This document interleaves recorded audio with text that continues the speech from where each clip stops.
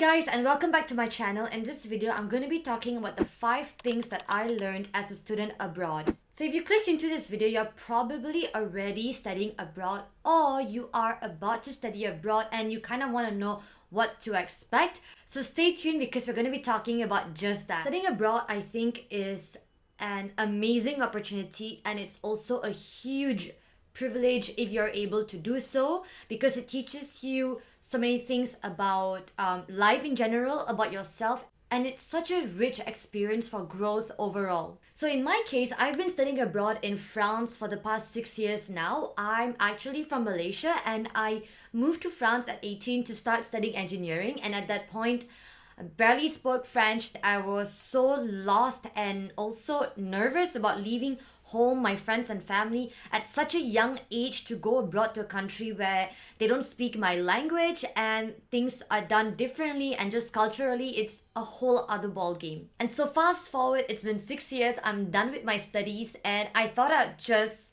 share with you guys what I've learned throughout my journey here. The first thing is that friends come and go. And I know that this is something that can be very hard to hear. It's not a nice thing, especially because when you are a teenager, or at least in my case, I genuinely thought that the friendships that I had created would all last for the rest of my life. I kind of had that whole front porch vision. If you watch How I Met Your Mother, you know what I'm talking about. But it did not work out that way. So definitely after leaving high school and then moving to France, I was not at all prepared for the consequences or the impact that that would have on my friendships at that moment. And because moving to France at that age was difficult, it was a tough experience for me. It was also a time where I really needed my friends at that moment, and that's also when I realized who your true friends are based on the people who put in the effort and the energy to keep that relationship going despite the distance, and take the effort to check in with you every now and then. So within that first year of moving to France, I learned who my real friends were, and the truth can be shocking. The reality is people grow apart, and that's okay, because when you're in school, you're sort of conditioned to be friends with the people that you see every single day without really thinking about whether you guys really get along or whether you guys really have much in common.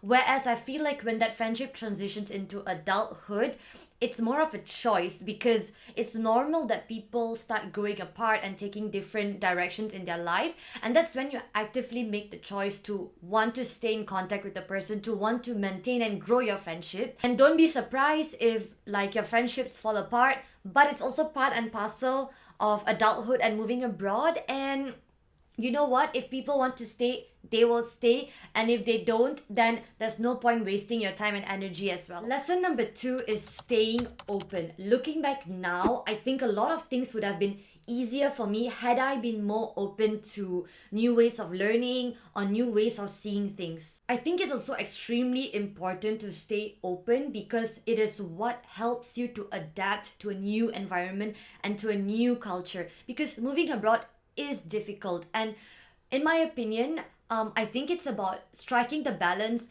between being open and being receptive to this new place, this new culture, new people, while also staying true to yourself, because it's not about just completely losing yourself and becoming someone different. So don't go in with judgments or stereotypes. It's good to keep them in mind, but don't count too much on them. Go and see things for yourself and make your own opinions. Lesson number 3 is cherish your loved ones. And I can't say this enough. The harsh reality about moving abroad and moving away from home is that you are actively making the decision to be apart from your family and your loved ones. I still strongly remember that realization when it hit me when I was 18. I was laying on my bed and I was like, oh my god, my childhood is over. I'm never going to be able to go to my grandparents' house every single day and run around like I've been doing for the past 18 years. That part of my life is over, and it is sad.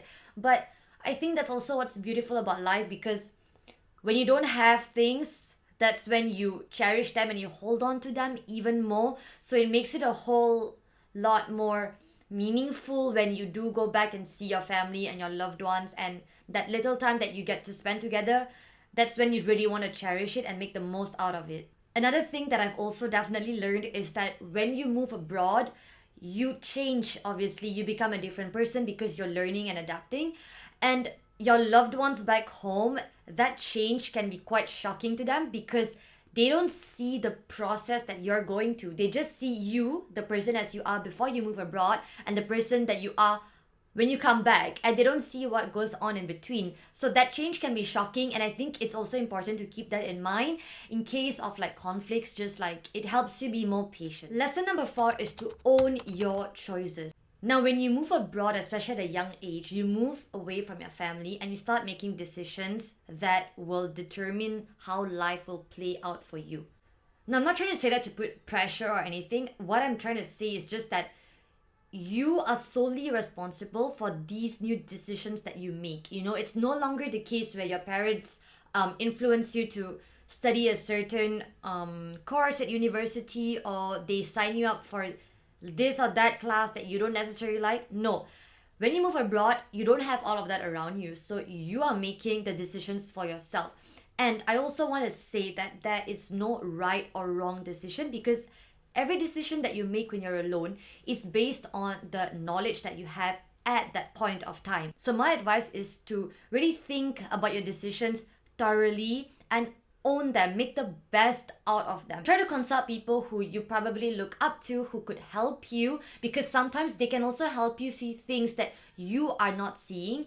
And that for me is important when you're trying to make an important decision. Lesson number 5 is have your own back.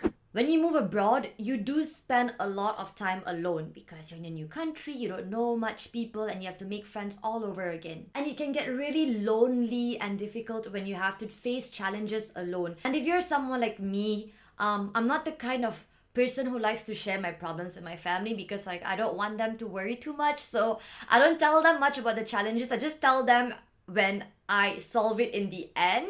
So which is why I say it's very important to have your own back, to pick yourself up when you fall down, know how to hit the reset button and move forward. Obviously, it's easier said than done. I'm not there yet. Like, I wish I could just snap my fingers, reset, and like move forward. But no, it's a process, it's a journey, and you get better with having your own back with time. No matter what, you are never truly alone. You're always gonna meet people who can help you, be it your new friends or like colleagues or new people that you meet in the city. For example, in Paris, there is this huge Facebook group called Women Living in Paris, and it is so heartwarming to see how nice the community is. Like, people, when they have a problem, they post their problem, and you have so many women who don't even know you but who are so willing to help you, who are just, at least like, they offer you a listening ear. And I think that sometimes that's just all we need. We just need someone to listen to us. So you're never truly alone. Also, if you're struggling with loneliness as a student abroad, then you can check out this video that I made sharing my tips on how I overcame my loneliness. So in conclusion, studying abroad is such a great experience and it is rich with growth. At the same time, it's also difficult, and it's okay to acknowledge that. Know that you are brave for stepping out of your comfort zone, for embarking on this journey alone, starting all over, leaving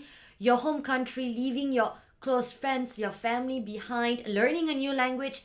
It is not easy, and you have chosen to do that. So that itself, like, congratulations, you are doing great. So if you do have the opportunity to study abroad, I hope that you take it, because I've learned so much, and I am the person that I am today because of my experiences as a student abroad. That's all for today's video, guys. I hope you enjoyed it. Let me know what you think in the comment section down below, and let me know what you have learned as a student abroad as well.